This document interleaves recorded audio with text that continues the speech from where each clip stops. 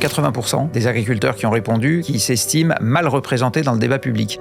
Ça veut dire que ni du côté du ministère, ni du côté des syndicats, ils n'ont l'impression que leur point de vue est correctement relayé.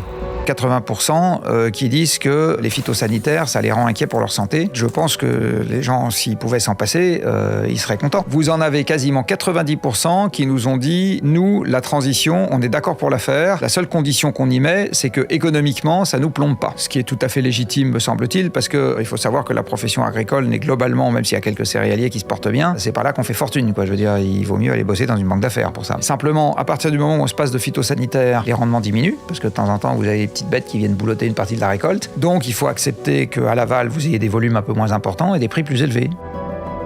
Alors le prix à payer n'est pas nécessairement très élevé, parce qu'il faut savoir qu'il n'y a que 1% de ce qu'on gagne qui va servir à rémunérer la production de la nourriture qu'on mange. Quand vous achetez ça, là, ces petits pains au chocolat, là-dedans, vous allez payer tout sauf de la nourriture. Alors c'est de la valeur ajoutée, hein. Vous allez payer des intermédiaires, des gens qui ont transporté, des gens qui ont transformé, des gens qui ont emballé, des gens qui ont construit la boulangerie. Dans cette affaire-là, le blé, les graines de cacao, le sucre et le beurre, ça va représenter 10% de ce que vous allez acheter, même pas. Quand on passe la caisse du magasin, il n'y a que 7% du ticket de caisse qui va à l'agriculteur. Tout le reste à payer autre chose. À partir du moment où la nourriture c'est 1% de ce qu'on gagne, on peut se dire que si ça passe à 2%, on n'en mourra pas.